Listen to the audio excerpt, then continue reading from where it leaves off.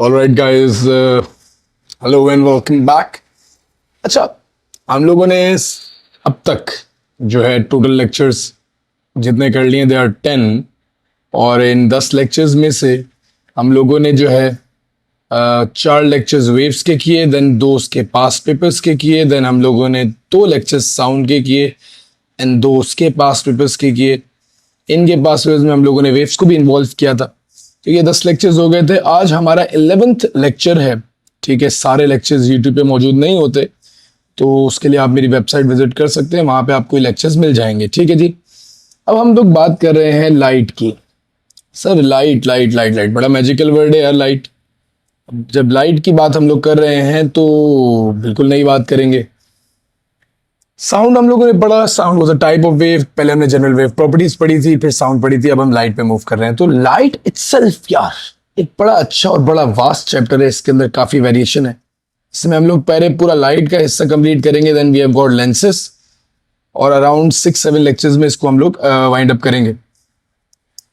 तो लाइट क्या होती है अगर हम बात को आगे बढ़ाएं तो सबसे पहले सर लाइट जो होती है that is an electromagnetic wave. क्या है लाइट? एक इलेक्ट्रोमैग्नेटिक वेव. मतलब ऐसी वेव जिसको मीडियम रिक्वायर्ड नहीं होता. इलेक्ट्रोमैग्नेटिक और लॉन्गिट्यूडनल हम लोगों ने पढ़ी थी ना. अगर किसी ने नहीं पढ़ी तो वेव्स लेक्चर नंबर 1 पे देख लीजिएगा, मैं लिंक डिस्क्रिप्शन में डाल दूंगा. जनरल वेव प्रॉपर्टीज 2025-26 के सेशन की please.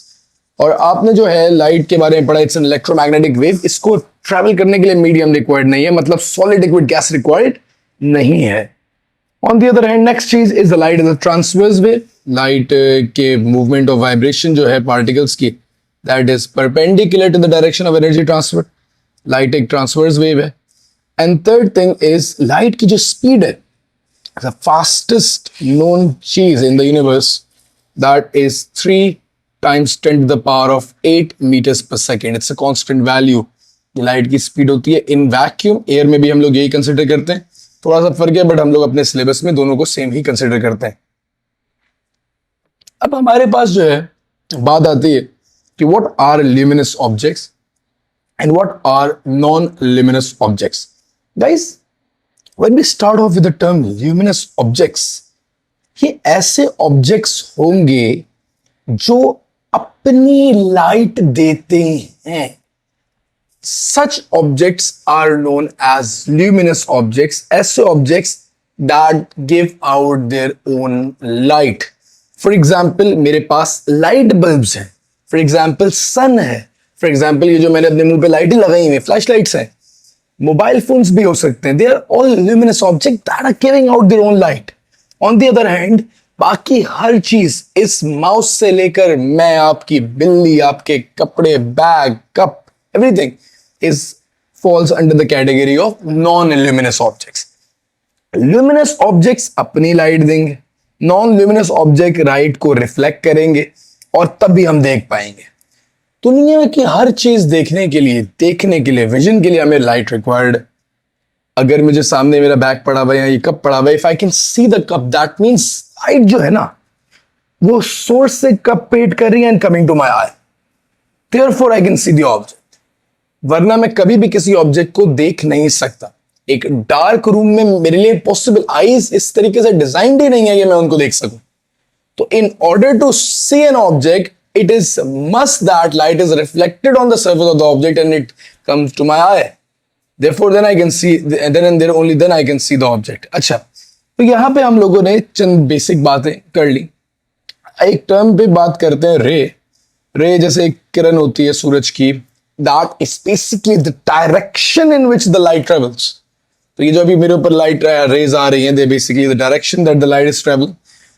Since like it's a torch or it's a flashlight, so the light that is coming to my face is basically a beam. So एक multiple rays हैं, they're forming a beam. तो एक बहुत multiple rays मिला के एक beam बनाती हैं. There are 3 of them, जिनमें मैं हमेशा क्लासिफाई करता हूँ. First we have got the parallel light rays.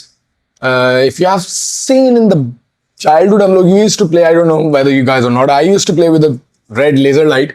वो छोटा सा टॉय होता था, then I used to open that और वो laser light देता. And it's a red light that ये generally movies वगैरह में बिल्ली के साथ खेलने के लिए यूज होती है. तो yeah, that is basically a parallel light beam, क्योंकि वो लाइट अपनी जगह पे कन्फाइंड है, वो इधर उधर मूव नहीं कर रही, so that's a parallel beam. On the other hand, when I was a child, mobile phones नहीं थे. I had mobile when I was in, I guess, 9th standard या सीनियर 1 में था, तो I had my first phone, smartphone I got in 10. It was a Q mobile. Yeah, I remember that. Yeah, moving on. So when I was little younger, I guess 4 or 5 grade में, तो I used to play with a magnifying glass and I used to burn papers with it ना. So magnifying glass क्या करता है? When sunlight comes to it, it like converges the light beams एक point पे, and then like क्योंकि वो सारी rays एक point पे hit करती हैं, तो it heats the paper up and eventually it burns. So they are basically known as the converging beams. A converging light rays form a converging beam. Then we have got divergent beams. Against आप लोग torches वगैरह use करते हैं, even mobile phones में भी the torch, like the light scatters, that's called a diverging beam. So these are the few basic examples of beams. Then एक apparatus की बात करते हैं. Then the apparatus is known as a ray box. इसका नाम बहुत commonly use होगा chapter में. तो ray box क्या है? It's basically a box that has a light in it and it is used to make straight light rays. ठीक है, parallel light rays बनाने के लिए diverging converging भी बन सकती है. It's like a apparatus that is used in order, whenever we used to experiment for light, we use this device as a light source. तो on that note, यहाँ पे हमारे introductory part of light complete होता है. Let's move on to the next part of reflection. अच्छा बच्चों, अब हम बात करेंगे वो that comes under the heading of reflection. इसको बनाने से पहले let me just remove this, ताकि मैं इसको साथ साथ ड्रॉ करूँ, थोड़ा सा कॉन्सेप्ट और बेहतर तौर पे क्लियर हो जाएगा. Guys, reflection term very simple. We see our reflection in the mirrors. वैसे तो it's very simple, but again, क्या होगी reflection? देखो यार, let's consider my hand as a mirror. ठीक है, the light ray comes, hits and goes back. This is reflection. Change in direction of a ray when it strikes a surface or a reflecting surface, strikes a reflecting surface. Without passing through, या एक ही बात हो जाएगी. Without passing through, it means that it's a reflecting surface. तो change in direction of a ray when it hits the surface and reflects back, and it changes direction and like it just bounced back. That's reflection in very general words, ना. तो अब reflection बच्चों होती क्या है? मान लेते हैं कि we have got a plane mirror over here. ठीक है, एक plane mirror है. This is how you draw a mirror usually in the exams. I'm very bad at drawing, but okay. Plane mirror है. एक लाइट रे is coming straight, और कहां से आ रही होगी? From the source. ठीक है जी, ये सोर्स से लाइट रे आ रही है. कोई भी लाइट सोर्स हो सकती है, लैंप वैम्प व्हाटएवर. वो रे जो हिट करती है रिफ्लेक्टिंग सरफेस को, जो रिफ्लेक्टिंग सरफेस को हिट कर रही है, that is known as the incident ray. So incident ray क्या होगी? The ray that comes from the source and hits the reflecting surface. Ray that comes from the source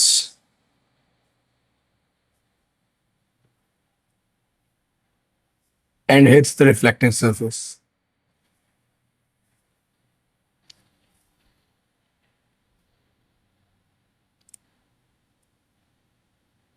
All right. अब लाजमी सी बात है, रे यहाँ बैठेगी तो नहीं. यहां से रे जो है, it will change its path and reflect back, and this is called the reflected रे.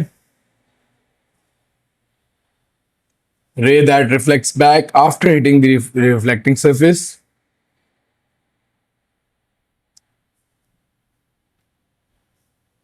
The ray that is bounced back after hitting the reflecting surface.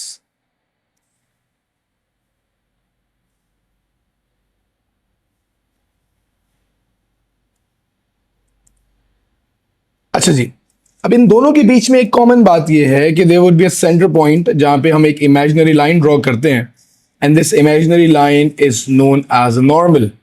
Normal is an imaginary line that is always drawn in the centre. ठीक है जी, मैं diagram थोड़ी और clear बनाऊंगा. ठीक है, ये imaginary line that is drawn in the centre, ये यहाँ आ जाएगा. ठीक है,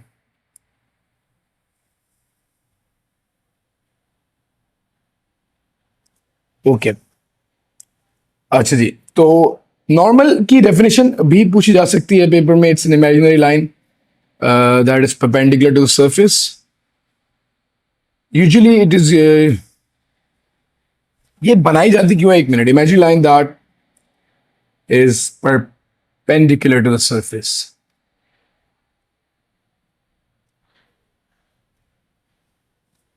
तो यहां पे हमें एक बात याद रखनी है that this normal is basically used in order to get the angles. ठीक है, ये इमेजिनरी लाइन हम बनाते हैं ताकि हम एंगल्स को निकाल सकें, मेजर कर सकें. तो ये जो इंसिडेंट रे और नॉर्मल के दरमियान वाला एंगल है, इसको हम लोग एंगल ऑफ इंसिडेंस बोलते हैं. और जो रिफ्लेक्टेड रे और नॉर्मल के दरमियान वाला एंगल है, इसको हम लोग एंगल ऑफ रिफ्लेक्शन बोलते हैं. तो angle of incidence, angle between incident ray and normal. Incident ray, याद रखिएगा,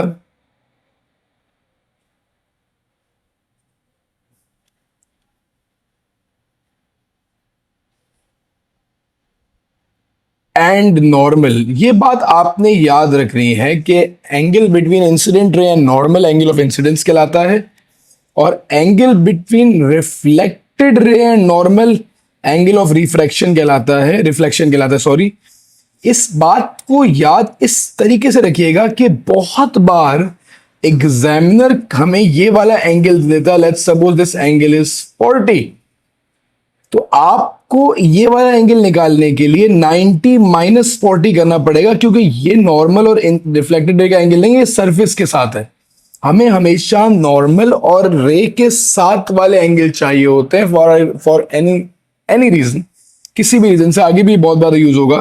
तो ये this is a common mistake that is made by lot of students, कि वो जो है ये जो एंगल सवाल में दिया होता है उसको ऐसे ही कंफ्यूज कर देते हैं. तो ये बात याद रखिएगा, they may give you the surface, they may give you angle between surface and the ray, subtract that from 180. आपको उसको subtract that from 90 degrees, आपको उसको 90 से माइनस करना है, और हमेशा इंसिडेंट एंगल ऑफ इंसिडेंस या एंगल ऑफ रिफ्लेक्शन ही यूज करना है. अच्छा जी, ऑन दैट नोट अब हम लॉज ऑफ रिफ्लेक्शन में मूव करेंगे.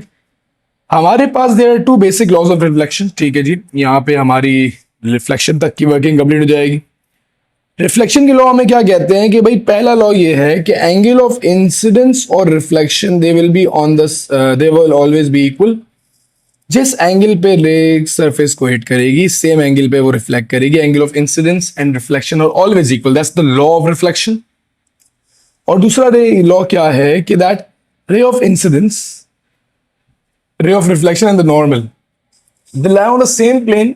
यूज्ड टू कॉल दिस कि एक सेम पॉइंट पे, बट अगेन समझ लीजिएगा, अगर एक रे यूं आ रही है तो they would go like this. ठीक है, तो वो एक एक्स में है तो एक्स में, वाई में है तो वाई में. It's like gonna be in straight plane ना. रे आके रिफ्लेक्ट बैक करेगी, it's gonna lie on the same plane.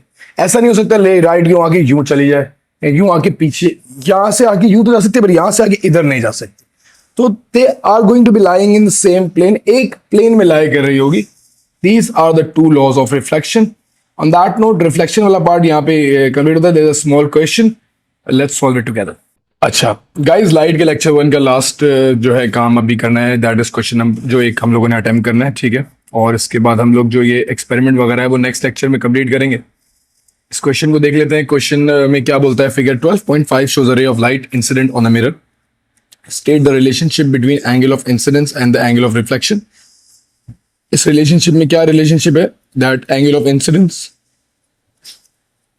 पूरी बात लिखिएगा, during reflection angle of incidence is always equal to angle of reflection.